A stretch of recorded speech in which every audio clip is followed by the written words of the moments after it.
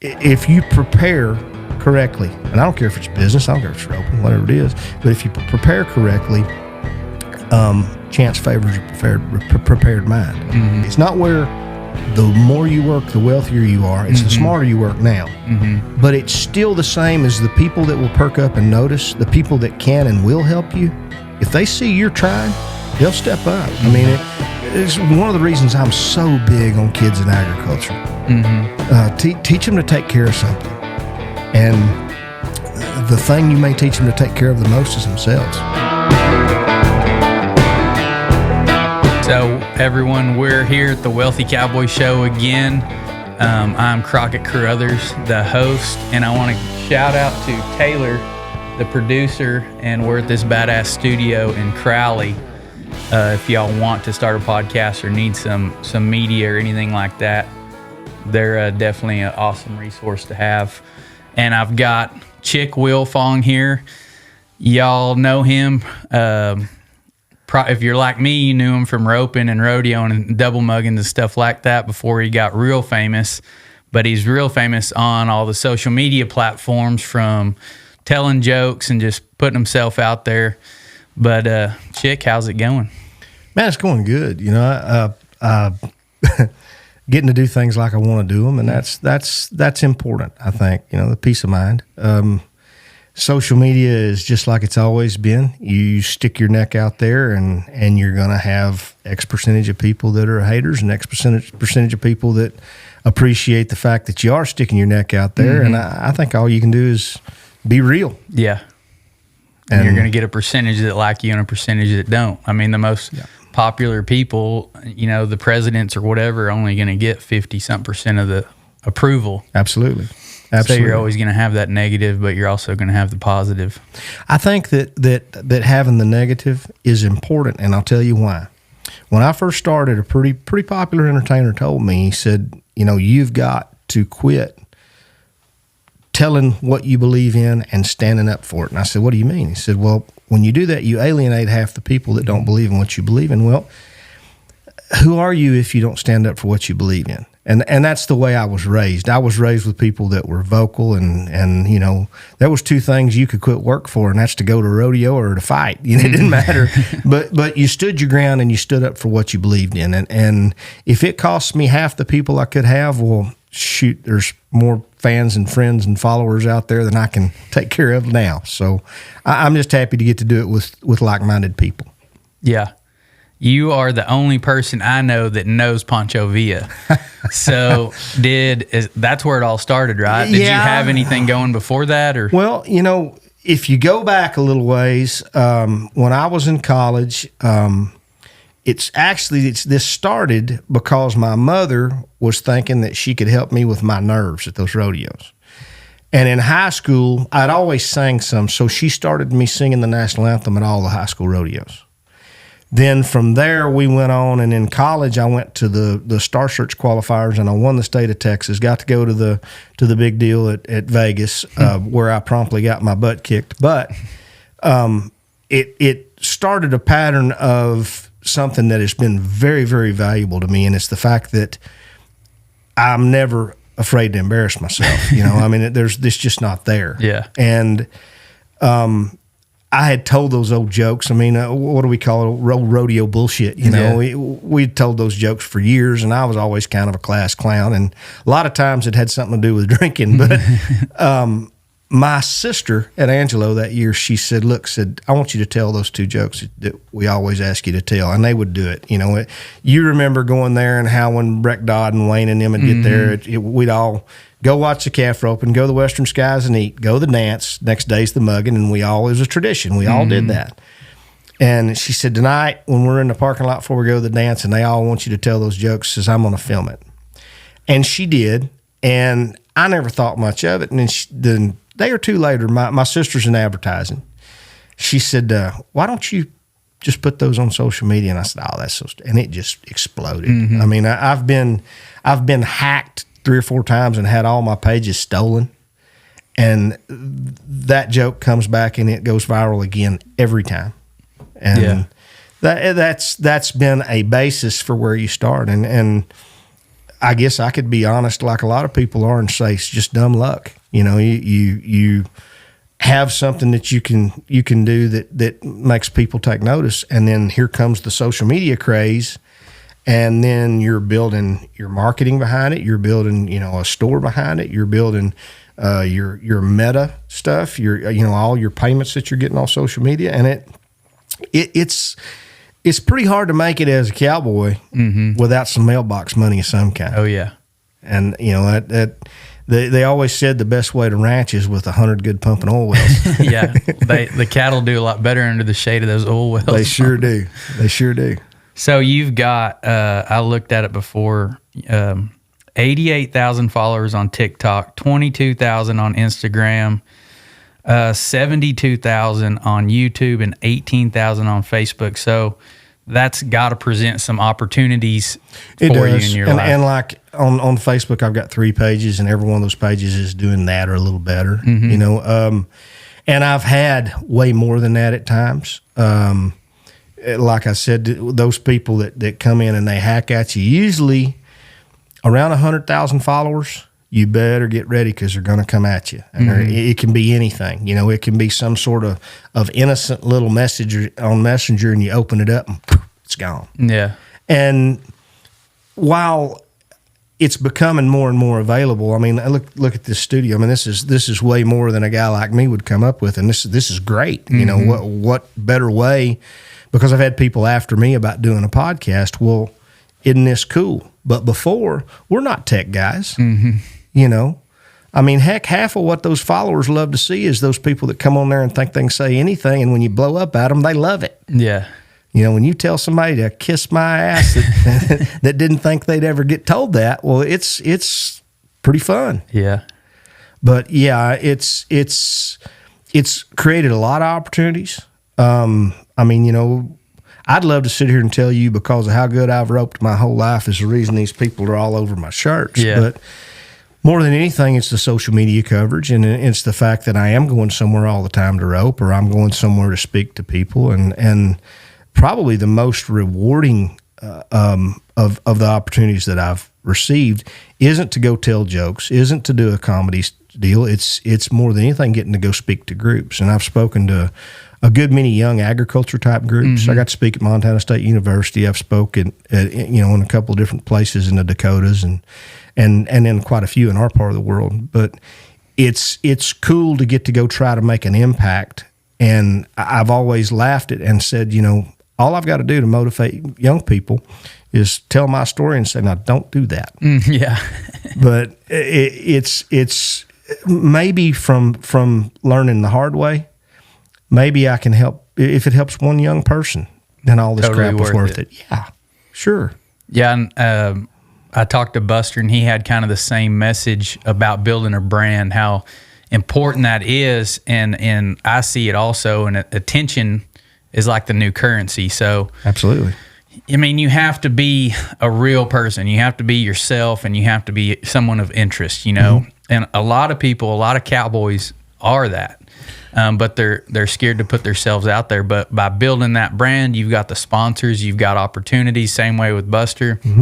He got the attention for doing the cool everyday stuff that he's already doing, the cool stuff that you're already doing, and then building that brand. And then you get those sponsors on your shirt, makes it easier to rodeo. You get more business in your business. You sell merch. You do these different things. Get paid to go speak. And it just makes your life a little easier on the money side anyway. Makes it easier to live your life. Well, in your part of Texas, over in East Texas, my part of Texas doesn't matter. You can go in any coffee shop, in this day and age, all the people that we were raised around that are doing what we do, or the older guys are doing what we do, they'll tell you it takes it all now to make a living. To get to do it the way you want to do it. If you want to have to answer to somebody, that's one thing. If you want to have to answer to Crockett Carruthers, totally different deal. It takes every little thing you can pick up. I was telling a story today on Cecil Sellers. Do you remember Cecil Sellers? I don't think so. He was at Hamlin, Texas, and he operated really big order buying outfit. A lot of wheat cattle turned out. And he was over in Buffalo one Saturday morning going to the sale, and him and my dad pulled up side by side pickup to pickup. Dad and them shook hands, and they started across the parking lot. Mr. Sellers says, "Look there, son. There's a penny on the ground. You ought to pick that up." And Dad reached over and picked it up, put it in his pocket. And they went a little further and said, "Look, son, there's a dime. You better pick that up." Dad reached over and picked it up. And they got a little further, and Mr. Sellers says, "Look, son, there's a quarter. I believe I'll get it." But I said that to say it just takes everything. And the way I was raised, my family is almost all big personalities. My brother Tate, and he's probably the only one of us that's the way Tate is. Tate's pretty quiet and pretty reserved. But it made it so our networking, as they call it now, we just call it shaking hands, introducing yourself to people. It made it so that networking for us was easy. And that may be the biggest currency I have, and the attention, the popularity, all that. I think that if you back up to talking about a guy like Buster, Waylon Davis, I mean, there's a crew of those guys that we've all been around a bunch. Whoever you want to talk about. First things first, they're legit people. And if they're not legit people, it comes out in the wash. I was talking to Corbin Livingston the other day. We were at Vegas talking about it, and we're sitting under a billboard with Dale Brisby on it. Yeah. And of course, good for him. I'm glad he's done so good. His dad was such a great hand. Coke was, but and that boy's a good hand in his own right. So they tell me. I've never been around him much, but Corbin did his stuff on social media, and I asked Corbin, I said, "Corbin, why don't I see you anymore? What are you doing?" And we were roping some together. He said, "I think my stuff was dated. I think there was only so far it could go. And I never wanted to be to the point where I was hustling and begging and trying to film something all the time and trying to see if I could stay ahead of it just to make the masses happy." And I think that's big as well. First legit, then whatever you record, make it legit. Now, sometimes some of my jokes get a little outside of the legitimacy, but, they're just jokes. It's just what it is. And you've had to put your jokes are only on YouTube, I guess? Yeah, I've backed off a lot of it. Now, I've done some stuff on TikTok lately. TikTok has not been nearly as liberal as Facebook as far as, just any little whine or cry, and they jerk your stuff off there. I have had some stuff with TikTok where they, they didn't, maybe they didn't understand what you were talking about. You tell a joke that you and I get. Yeah. It's not going to make a whole lot of sense standing in Times Square, Yeah.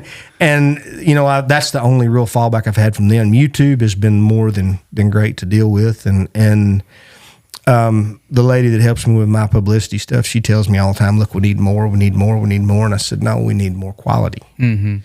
And I don't know. People say all the time, "Well, this should have made you rich already," and it hasn't. But I also haven't worked it like I'm trying to make a living. I want it to be light, and I want it to be enjoyable, and most of all, real. Yeah. But it's been a good supplement at least. Absolutely. And opened a lot of doors. It's opened a ton of doors. And hopefully along the way, the people that have opened doors for me, I've been able to help them too. The crazy things like, here's for instance, I had a guy back in December, right at the end of December, write me a hot check for $28,000 worth of work. This guy's not going to pay me. I'm telling you, I went through 2 weeks of trying to get collected, and he kept beating me around the bush. Go here, go there, do this, do that. We're going to get you paid. And finally, the day that I drew the line and I was tired of being lied to, I said, "Okay, here we go." And I put a post on social media that said, "You know who you are. You beat me out of $28,000 tomorrow at noon. I'm going to make sure everybody else knows who you are." At 11:45, I had a cashier's check. And I tell that story because it was so cool and so humbling to me that's what people did for me. Now, I've done the same thing for other people. And I've helped raise money for a lot of different causes, a lot of different families that were having problems. But in the last year, those same people came right up for us when my wife had a benefit roping for her breast cancer. They stepped up the plate for me there, and it tells me that the people that are following me are just as legit as I want to be, and that's important. Yeah, I mean, and the more you give, the more it makes somebody else want to give back to you. I hope so. That's something that I've learned later in life. You know, the part of being a participating member of your local society is to give. But I have a pretty good role model at that.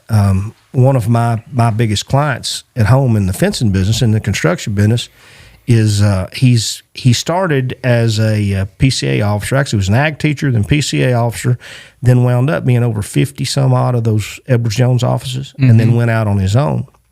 And he's done very, very, very well. But he's also given back to his community. And he catches a lot of flack for it. People call him, you know, the wealthiest guy in town, and they want to call Stamford after his name and stuff like that. Doesn't faze this guy.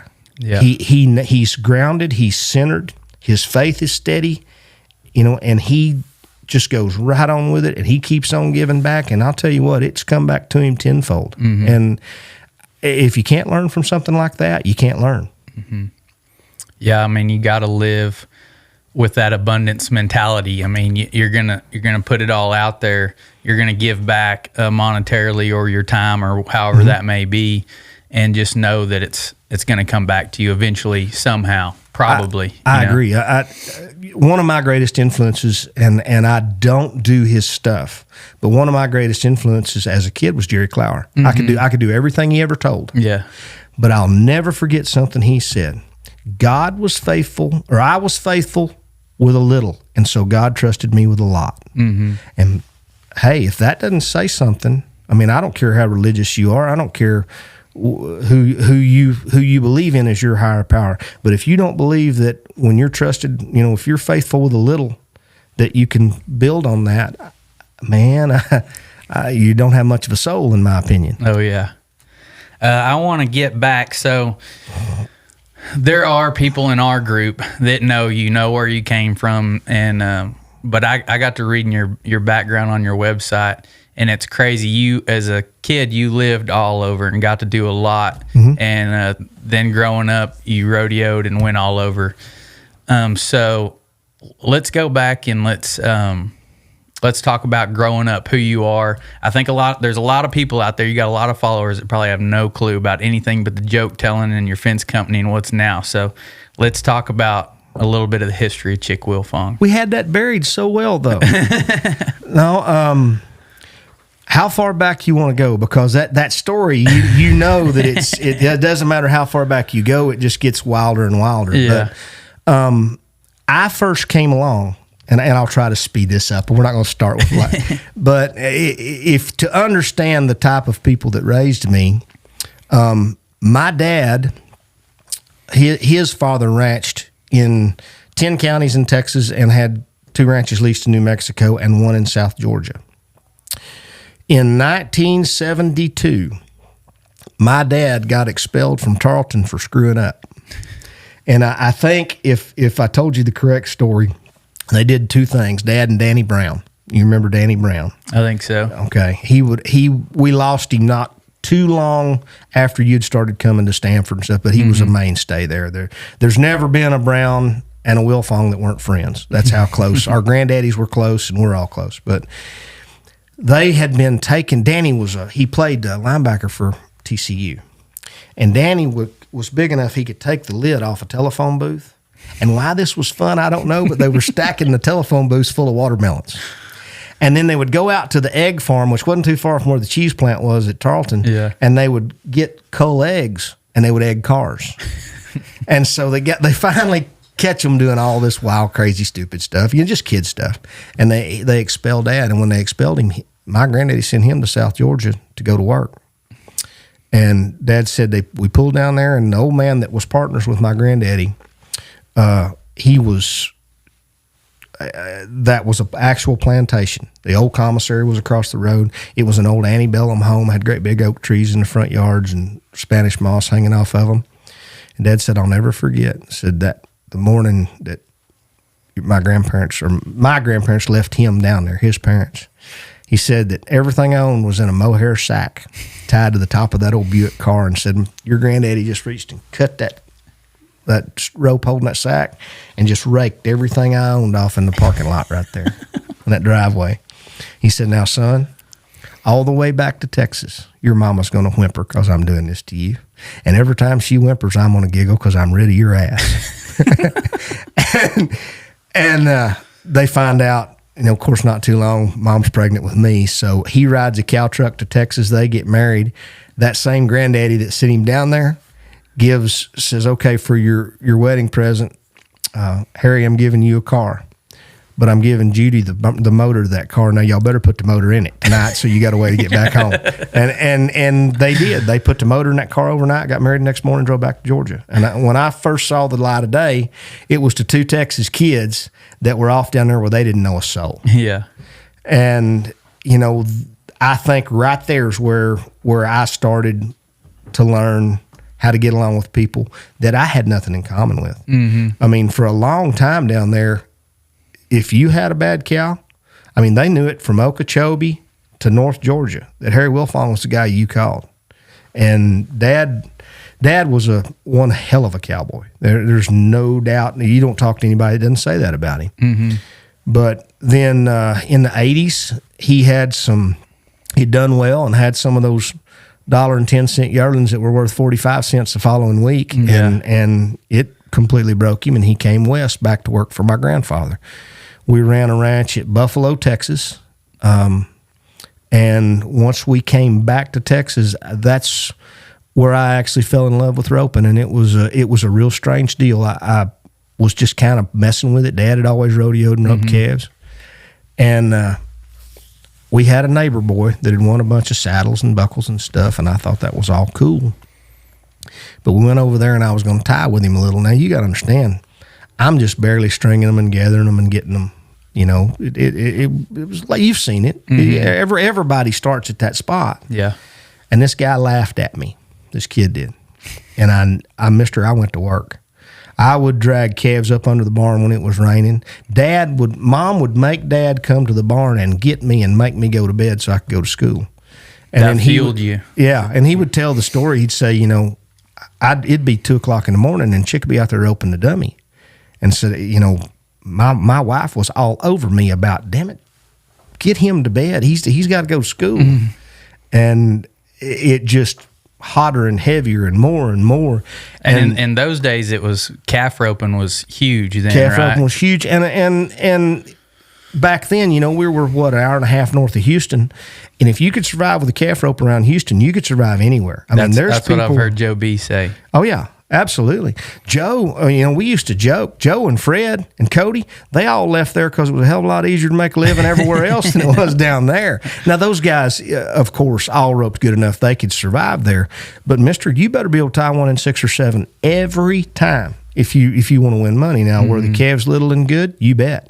But it was just, calf roping was it. Mm-hmm. Now, we team roped some. Hell, I had to team rope some in college just because they wanted you to work all the events they could. Mm-hmm. But more than anything, it was cowboying, and then we got to rope in the evenings. And my dad and mom, I was real fortunate. They were the kind of people that they might not could afford it, but they'd find a way. And the main thing was Dad he traded cattle anyway. So if I wanted to rope, okay, we'll get us 5 or 6 nurse cows and put calves on them, and there's your roping calves.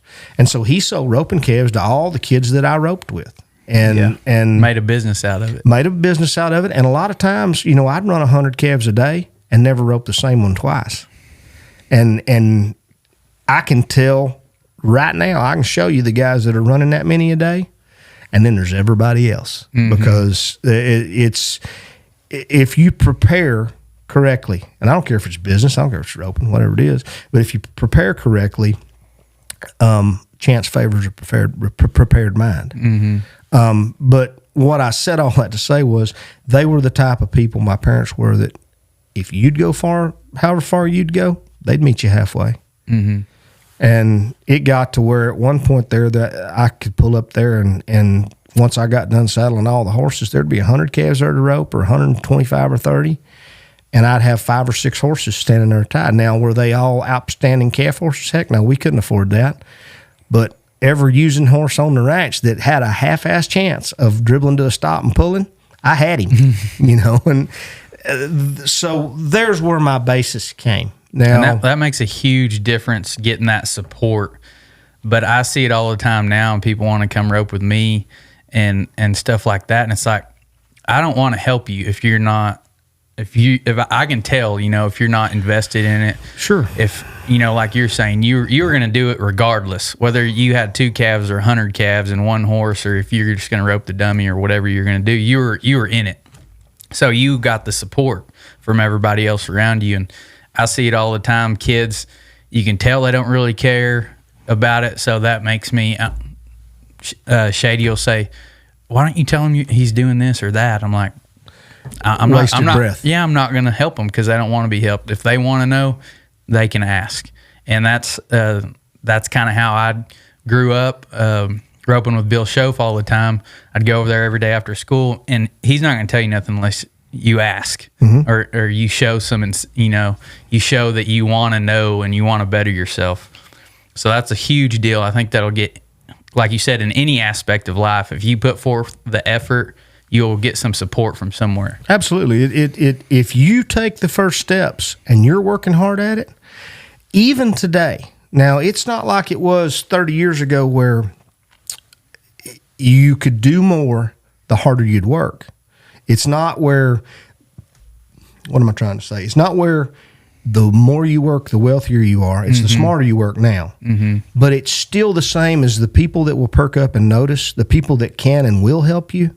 If they see you're trying, they'll step up. I mean, it's part of building your brand, building who you are, building your wealth, whatever.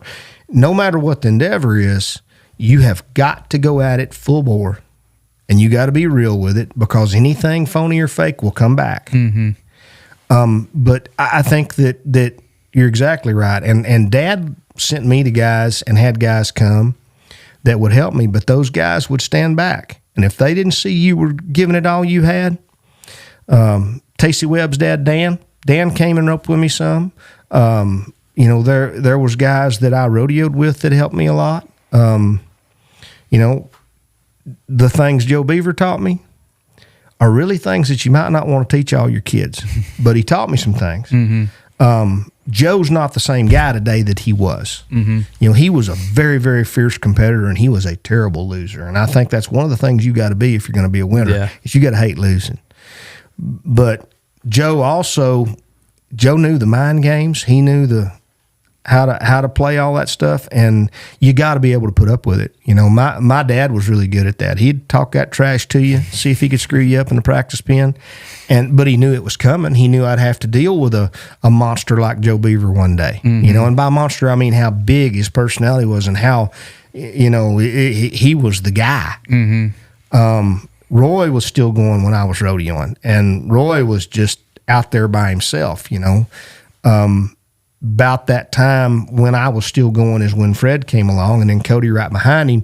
I'm a year older than Cody. Cody and I, and he wouldn't bat an eye to be sitting here with us. I've beat him the most match opens of anybody. And I think it's 8. I don't know. Everything gets better in the telling. Yeah. But we talked the other day, and he's doing good again, and looks like he's going to do this team rodeo deal for Kid Rock and them. So we get to have more civilized conversations than we used to. The main reason is, and again, this goes with every aspect of life. If you're going out there and you're sticking your neck out there, you better believe that you're the baddest cat in the jungle. And back then, when we believed we were the baddest cats in the jungle, man, we didn't have much to say to each other. They'll talk about, I always laugh about Fred and Cody talking about what wonderful friendship they had. They were at each other's throats. They wanted to win something. Now, they might be buddies in the truck when the rest of the world didn't see them, but when they got out at that rodeo, it's game on. Because that's the one thing about rodeoing that helps you in this life is you're on your own. There's not you may have a few sponsors or something, but it's you they're looking to. When it comes down to it, it's all on your shoulders. And I think that those were all aspects of life that came on. But I'll try to skip through this fast as I can. I got full ride to anywhere in the nation I wanted to go to rope calves. Mm-hmm. Made the national high school finals, made the college finals.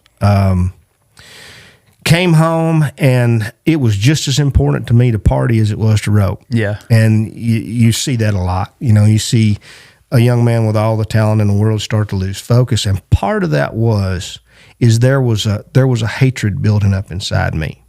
And the reason it was building up is I saw these guys with all this money could do anything they wanted to. They didn't have to win something to get to go to, didn't have to place at Silver City, New Mexico to get to go on to Reno, Mm-hmm. And I was struggling that way, but my dad wanted me to rodeo poor because he wanted me to know how to make it. Mm-hmm. And to this day, there's no greater feeling in my mind in rodeo than making that shot when you got to. When you got to tie 1 in 7 and you can get it done, you're in an echelon all by yourself. And you can take it, you throw your hands up and take a deep breath. Yeah, take a deep breath and get back on. And when the judge says he's good, and this day and age, to what I've elevated to the team roping, the reason I'm there is that's where the money's at. Mm-hmm. And I've already got the mindset of how to win. I already score good. I already know what a good horse is. Well, heck, why not? Yeah. But your show's The Wealthy Cowboy. I'll always look back and I'll think, man, if I'd have just had the money. Man, if I'd have just had the money. But if I'd have had the money, would I have had the desire? Mm-hmm. And that, to me, that's a catch-22. I went on and I got to go. I made it every short round at every major rodeo. Didn't win them all. Won enough to keep going. It was making a living that was important to me. Mm-hmm. Missed the finals narrowly a couple of times, and then other things got more important to me. More than anything, I came home and I amateur rodeoed, and I could go work like heck during the week and cowboy during the week, and then get to go rodeo on the weekends and go have fun at the dances or whatever. That was more what I enjoyed. Was it always wonderful? No. But who can say that it was always wonderful? Mm-hmm. And then in, about 99 or 2000, I had an uncle living out at Albany. And that uncle had some problems. He had a son get kicked in the head by a horse and get killed. Then his wife had a good many health problems, and she died. Remarried, and we thought everything was going good. And one morning he got up, shot himself. And Daddy went out there to go to helping his kids take care of his estate. Mm-hmm. And it was big enough, and he had enough cattle turned out. I mean, at one time, he had the Cook and the Dawson Conway both out there. And so he was ranching, 75,000 acres, plus all the wheat cattle and all the little stuff he had going on. And Dad realized, this is big enough that if I'm going to be out here, I better get something going on. Yeah.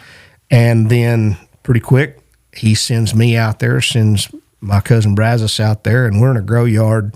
The first time I spent in Stanford, Texas proper, working for my daddy, we were in a grow yard out there right across that, where that yard is, down across from the arena. Yeah.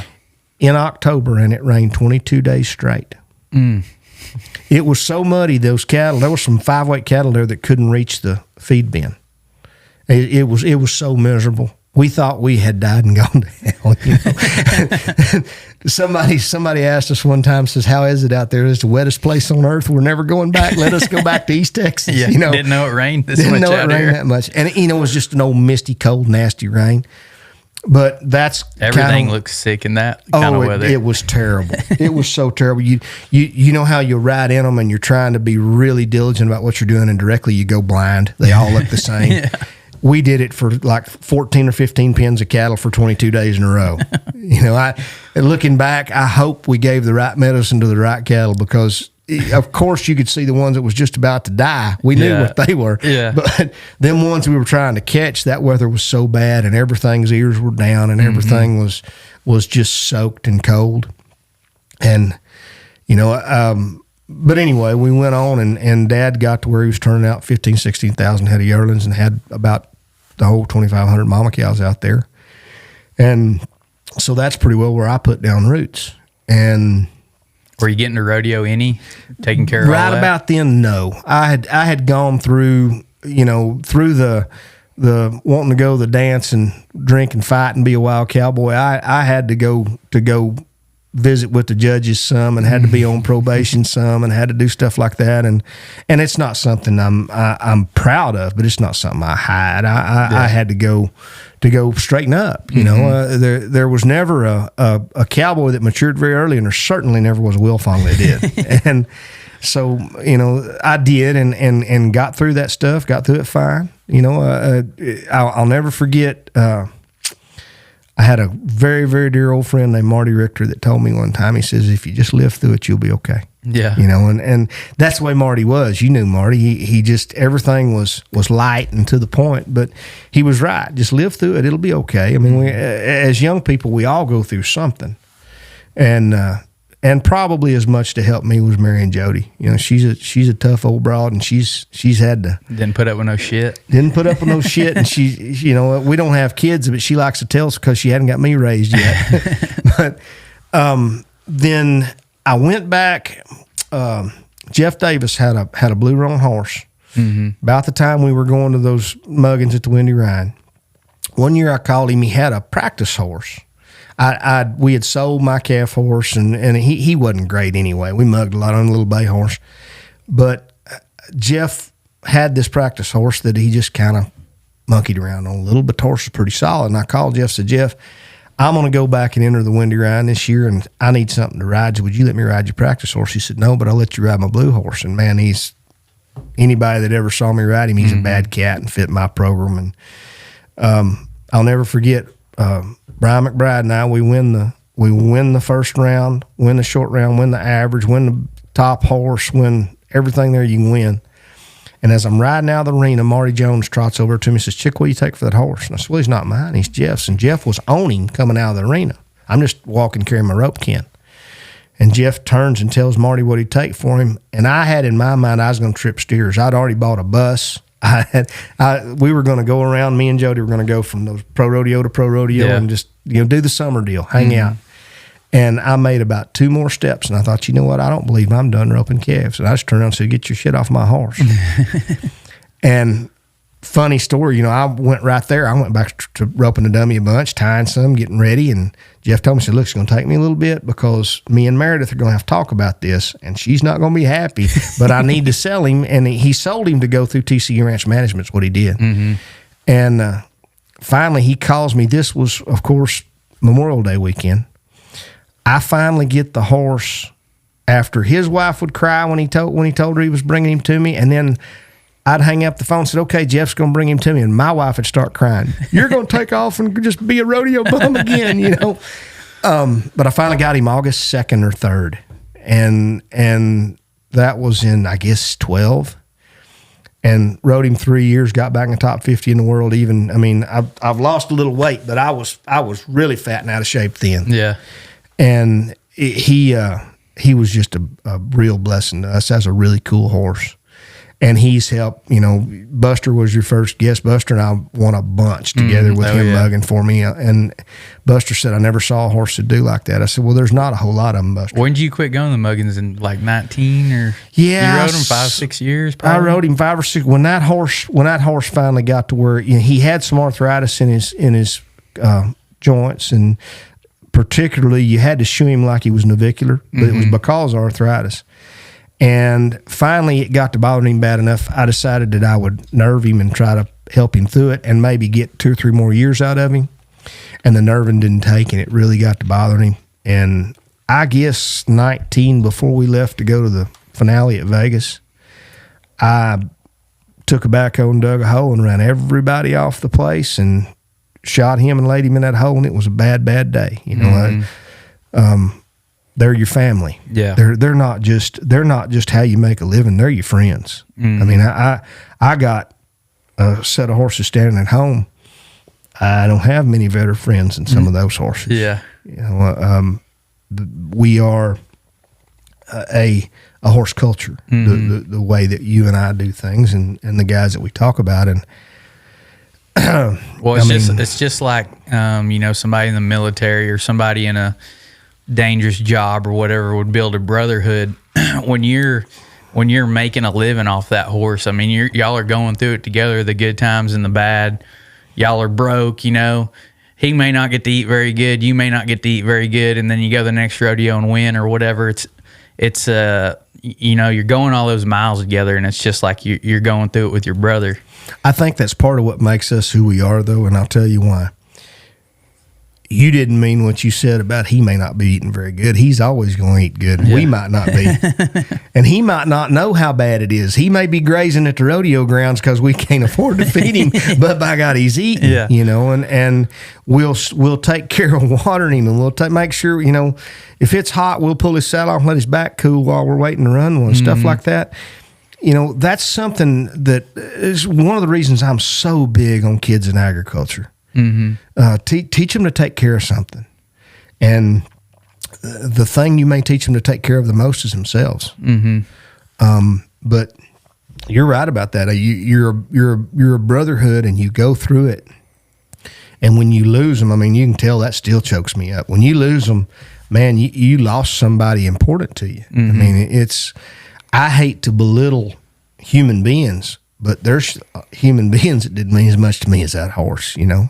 Well, I think it's just, I hadn't thought about it before, but listening to you talk, I think you can relate it back to humans. I mean, there's, you encounter through your life, you encounter a bunch of humans, and they don't, you know, they're just acquaintances, or they're your enemies, or they're your, you know, you kind of like them, but then you also develop a bond of brothers. You know, you develop a close knit, whether it's some friends or family or whatever it is. Sure. You develop a few that you really care about and are real close to you. The same with horses, you know, especially if you're going through a bunch of horses, rodeoing or trading horses or ranching or whatever, you're going to go through a bunch in your lifetime, but there's only going to be a few that you really care about, and that you go saddle up if you got to go catch something off the highway in the middle of the night, you know, that you know is going to be there, and you develop a bond like that. We called it horses you'd go to war on.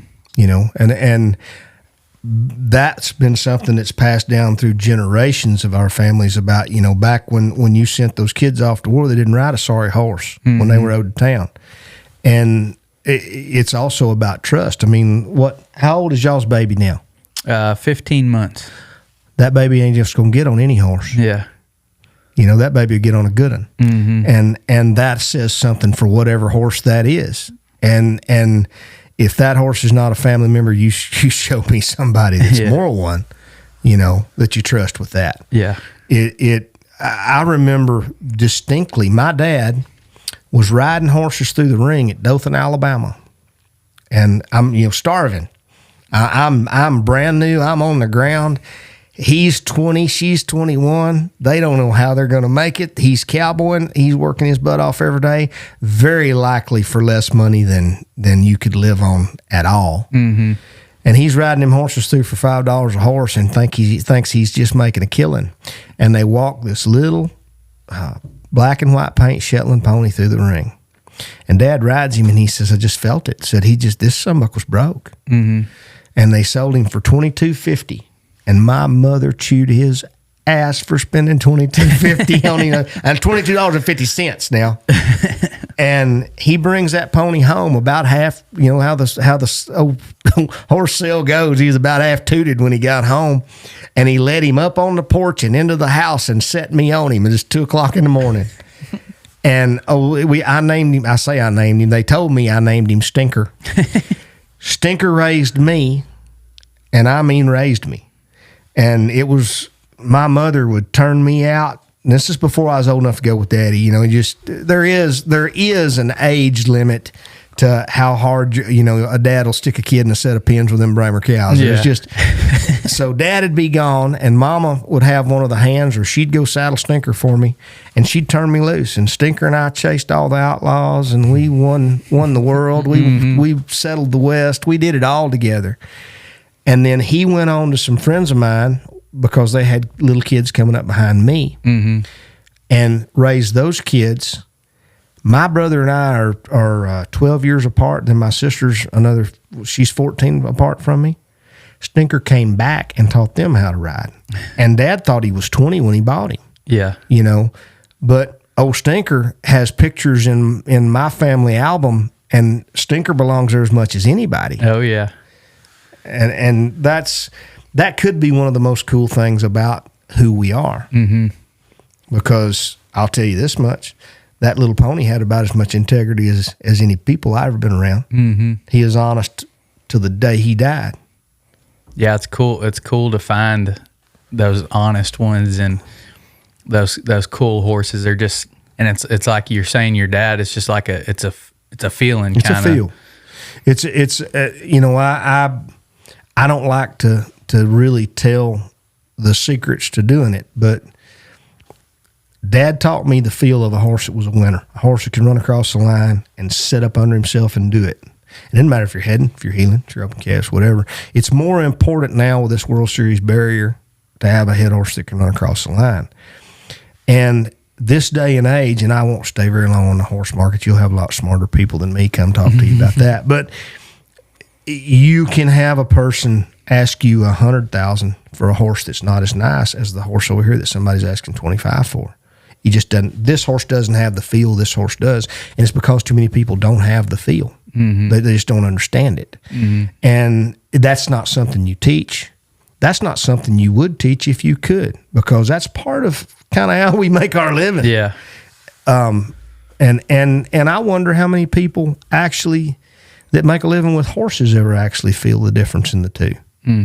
Because you'll see them. You'll see some horses that are just outstanding, and you'll see some horses that aren't. And I always say, they'll say, well, what happened to old so-and-so? You know, he's a bad cat. He's just one nice horse away from you seeing him again. Yeah. Will he know him when he sees him? That's the question. Mm-hmm. Yeah, that makes all the difference. I mean, that was me. I had that buckskin horse, and he elevated my game through high school and college, and then he kind of got crippled, and I didn't have anything else coming up, so I went to day working and cowboying, and haven't really come back because, I mean, I haven't made a horse. I don't have the money to go out there and pay for one, so I've been trying to make some. Well, then you know how that goes. Every time I get one, you know, that's good enough to haul, I sell it and start over. Like the little sorrel horse you had advertised the other day. That horse was doing some things right, you know, and then somebody comes along and buys him. But by the same token, you're riding him every day, so you're expecting a mistake somewhere. Mm-hmm. And I, you know, sometimes when you're riding them and you're expecting a mistake somewhere, you realize, man, I hate it. I've got a lot of time in this little horse. He's just not the horse. Mm-hmm. And that sucks. But there's somebody out there hunting him nowadays. Man, Yeah. This is crazy. Yeah. Well, especially in the team roping, that, you know, everybody's got excited about the World Series. I've team roped a little bit. It's never got me going like the calf roping or going to ranch rodeo, but I mean, you got to look at the money. Like you said, it brought you over and converted you to a team roper because there's so much money there, and there's a lot of weekend warriors and cow hands, and everybody wants to go that route because there's that money. So if you can go to Vegas and win $200,000, you can afford to go spend $25,000-$30,000 on a horse that you can go across there and make a run on.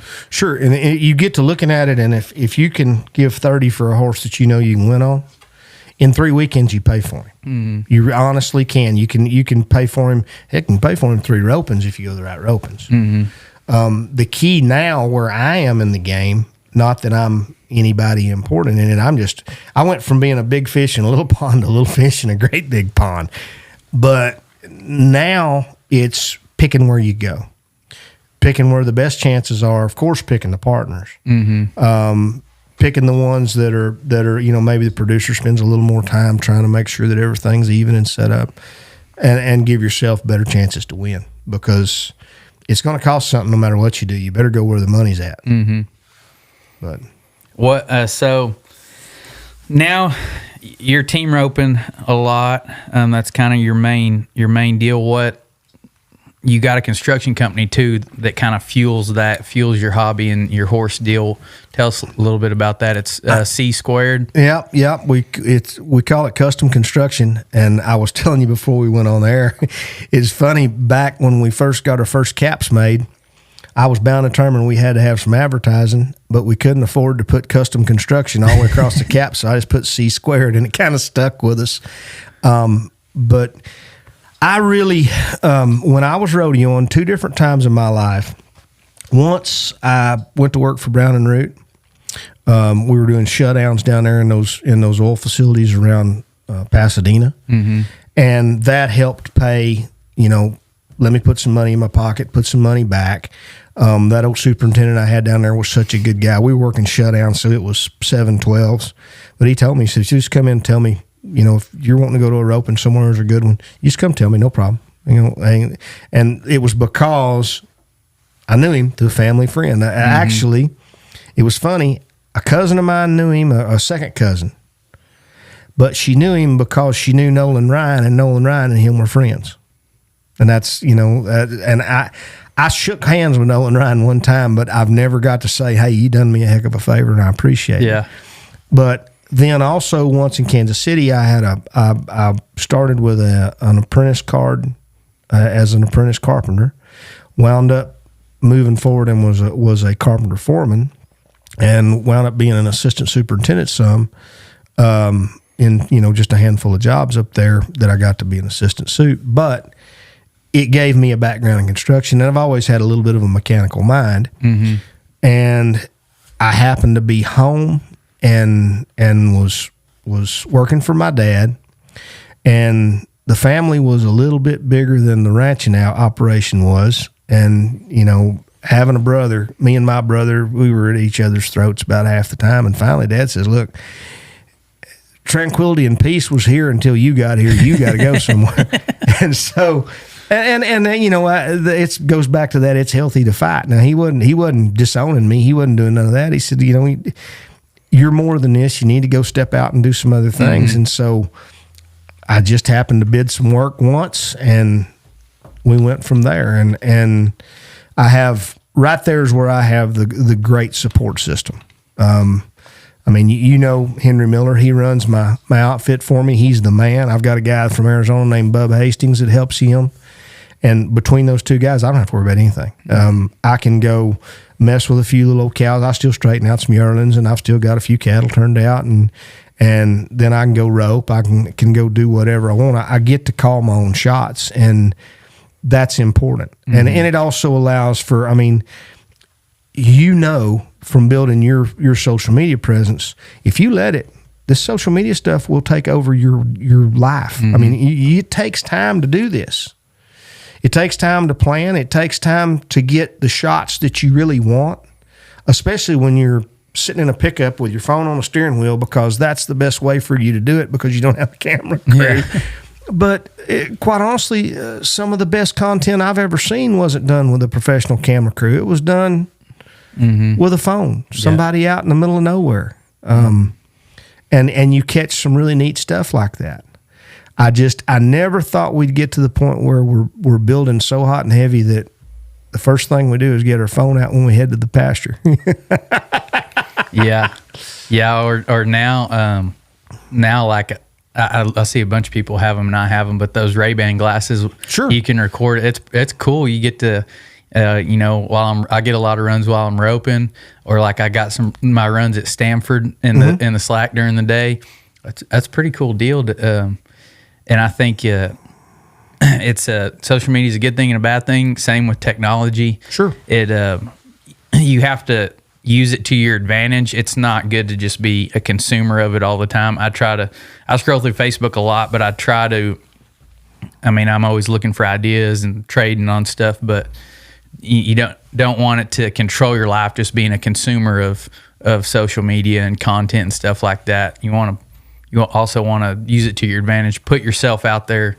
It's a great way to promote yourself, whatever you do. And I think it's very important, like we talked about earlier, to build a brand. And all that is, I look at people's social media and you look on there and you can't even tell what job they have. Sure. And a lot of times they have their own business. And you like, where can I buy something from you?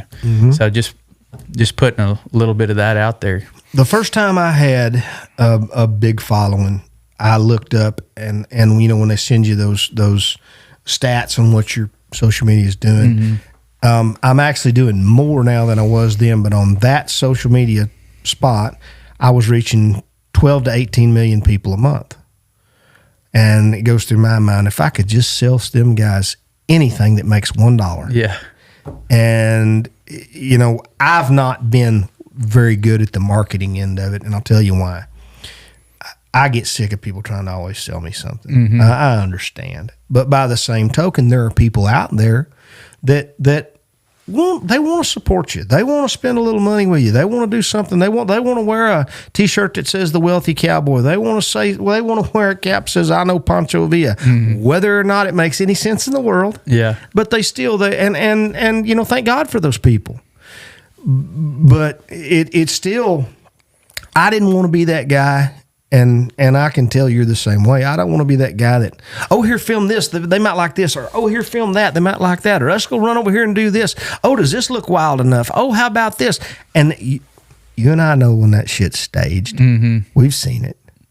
So I think as long as it doesn't control you, you control it and keep the quality like you want it. I think that it's all great. Yeah. It's hard for you and Buster and myself and all the other cowboys out there that have built something. I'm not saying I'm not near as close like what y'all have built, but I'm paying attention to trying to grow my social media. But you're working at it. That's the same thing. It's tough, and sales and social media and marketing. It's kind of a foreign concept. A lot of people don't put somebody wearing a cowboy hat in the same. Just like Buster came in, he said, "The Wealthy Cowboy." That's kind of weird. Absolutely, those two don't go together. Absolutely. Somebody asked me the other day, said, "You're going on the Wealthy Cowboy?" I said, "Absolutely." He said, "Well, what are you going to tell them?" I said, "I'm going to tell them if it costs $0.25 to sell around the world, all I could do is run up and down the shore hollering, 'Damn, that's cheap.'" But you have to do a little of it, and if you say anything about Buster Frierson, the big lumberjack son of a gun. He's legit, and he actually believes that shit that spews out of his mouth. He really does believe in doing people straight up and doing people right, and he is a good hand with a horse, and he is a good hand with a rope, and he's, I'm jealous as hell. Guy's got arms that big around. But somewhere in all my stuff, I've got a picture of him on a camel. I'll show you sometime. That'd be pretty funny. He hates it. Oh, he hates it. He's going to be mad at me for saying that on here.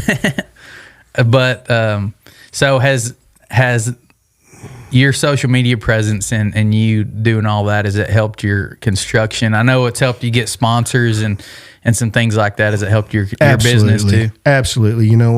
It through the social media stuff, you can't help but we build something that's really cool, and we get to build a lot of really cool stuff. You do a lot of just like horse places. I do a lot of that type of stuff. I do more, and not by choice, but I wind up doing a lot of the more fancy stuff. Mm-hmm.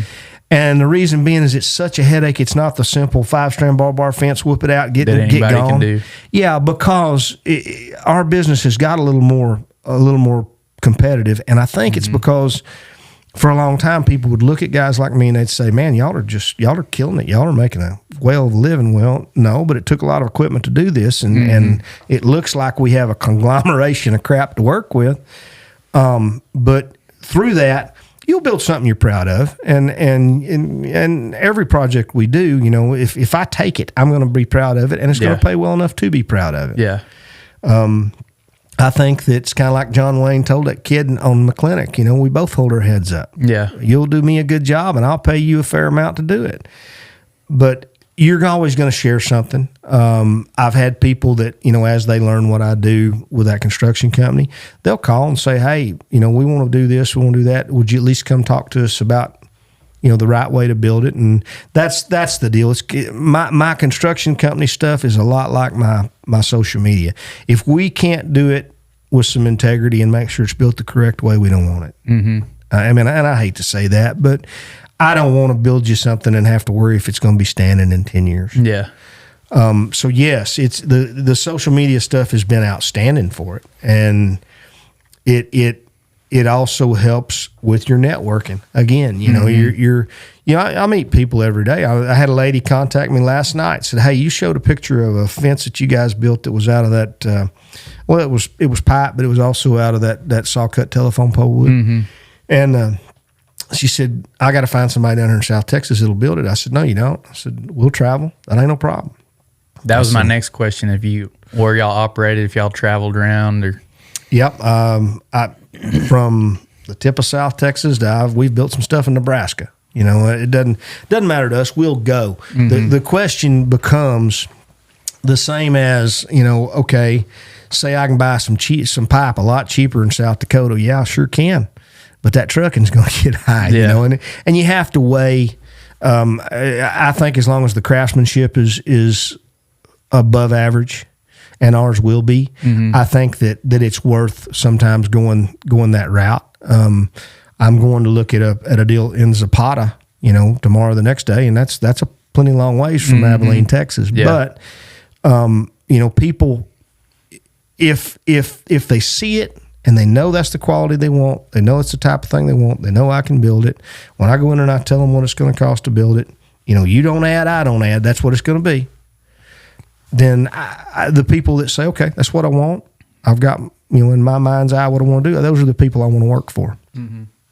Yeah, they're easy to work for, Sure. The people that know what they want, they're easy. Yeah. As long as you give it to them, they'll pay you. Yeah. Couple wrap-up questions here. So your favorite rodeo, and I want you to, this can be the same answer, but there's kind of two questions here. Your favorite rodeo to enter, and then your favorite rodeo to watch. Favorite to enter, favorite to watch. I think my favorite to enter Cheyenne, and my favorite to watch is Pendleton. Now, I'm sorry because I'm fixing to snowball you here, but Salinas, any of those rodeos where there's still a level of difficulty at the score. Yeah. Those big arenas, the places where the cattle are. It kind of levels the playing field. Yes, sir. And I refer to it as any of those things that require you to do some cowboy stuff. Mm-hmm. Those long scores and that tricky stuff, that's cowboy stuff. Mm-hmm. Why do people like my dear friend Brent Lewis excel in those places? Because Brent's a cowboy, and it doesn't matter where you throw him at. He still understands that you've got to see the start. You've got to rope him with a long one, tie him with a short one, and that's never going to change. Mm-hmm. And he goes into it with that mentality. He's catching that sunbuck. He's not just trying to go fast. He's trying to get him tied down. Yeah. And those are the rodeos where that surfaces to me. Those three to start with. Now, there's many more that I'm not thinking about because you got me on the spot about it, but.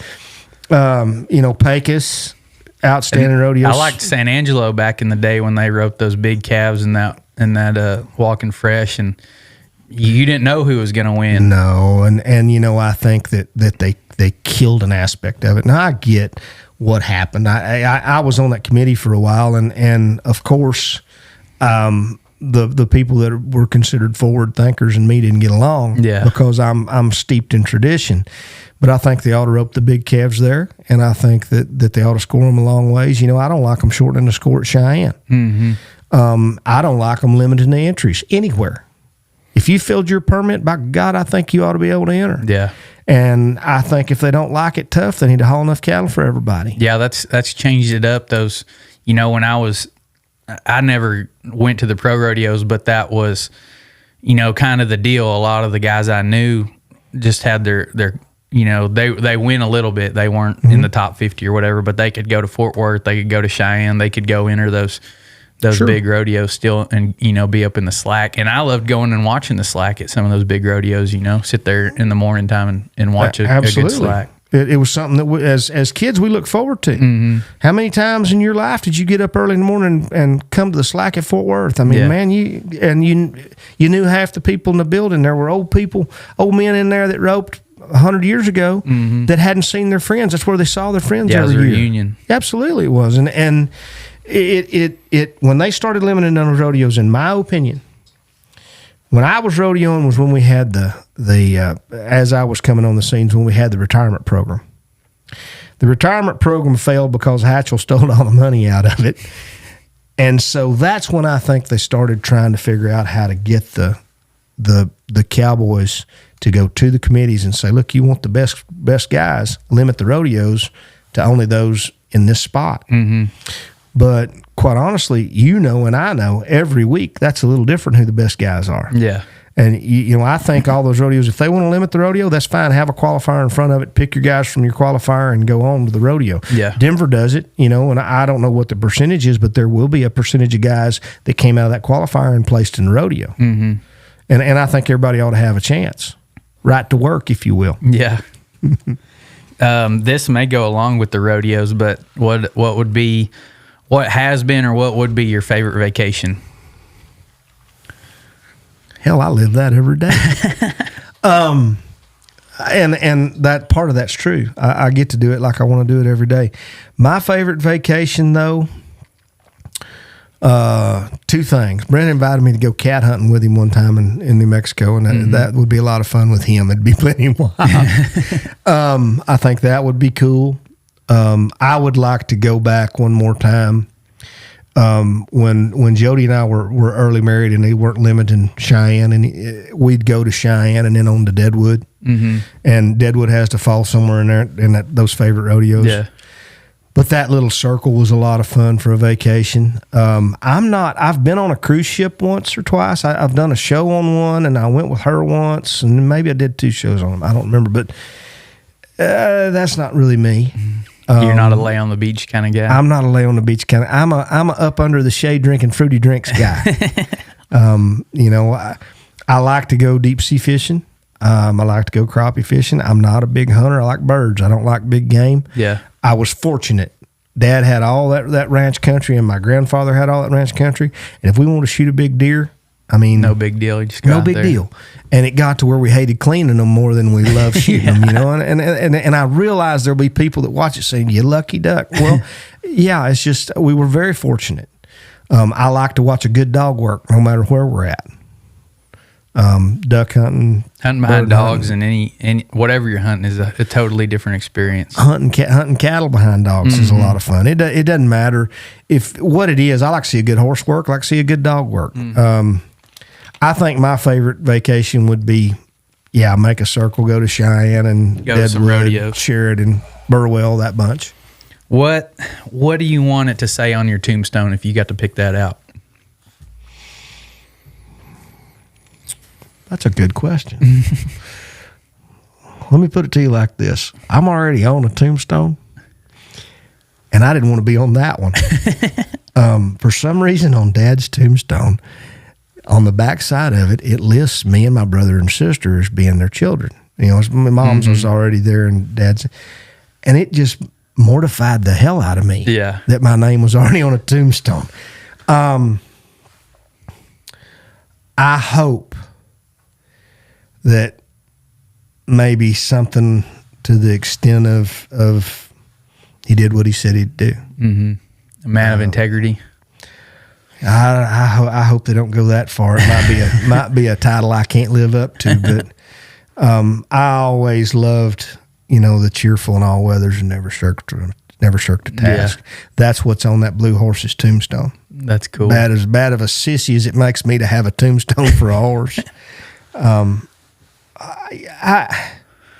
I hope that I get to pass from this world without a whole lot of hubbub, and that I hope that the people that show up to whatever type of deal that is, I hope they all have a big party and have a good time.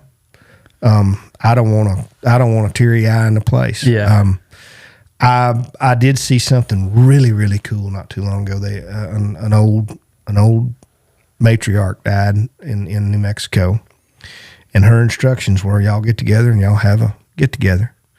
But as per my instructions, what I've always told y'all, cremate me, put me in a bucket, and hang me on a fence post and let the New Mexico wind do what it's supposed to do. And I thought, I wanted to take my hat off and cheer. Yeah. So at the risk of taking 20 minutes to answer your question, I don't know. I could tell you, like my dad said, the funeral will be for the live people. Who gives a damn? I'll be dead.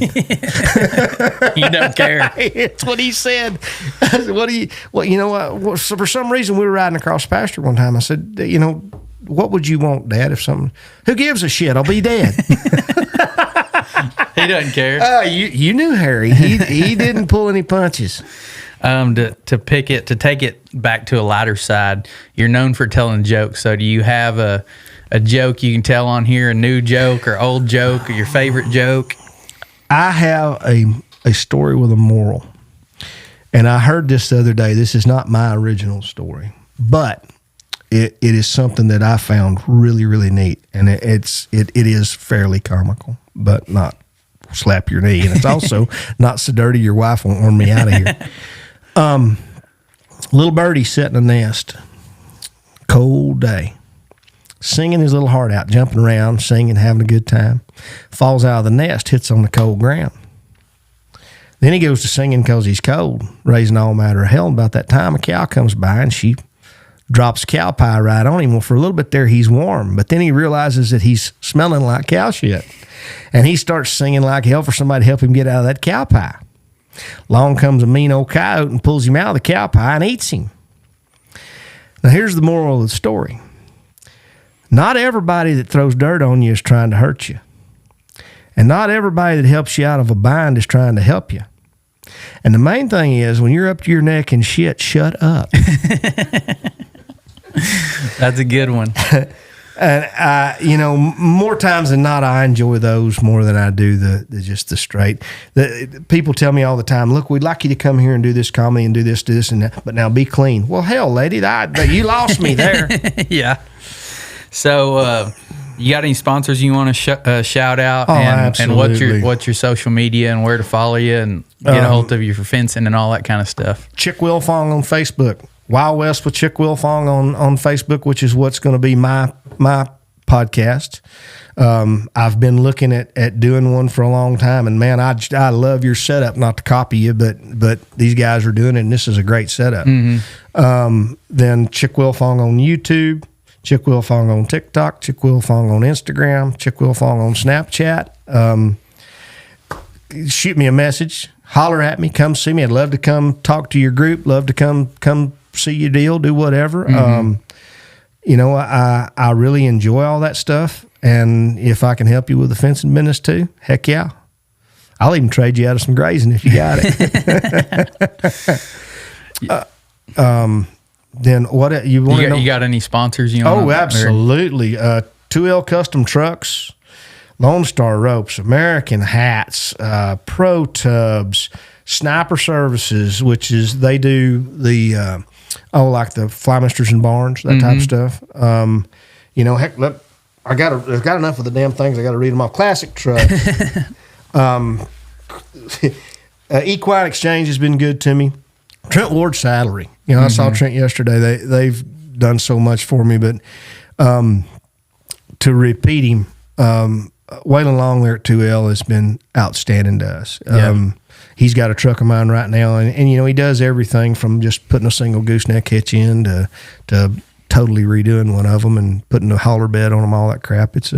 They've been good to us. And also, PF Wound, that PF Wonder Salve is an outstanding deal. It's actually a aunt by marriage that does that stuff. They've divorced now, but she's still good to me with that stuff.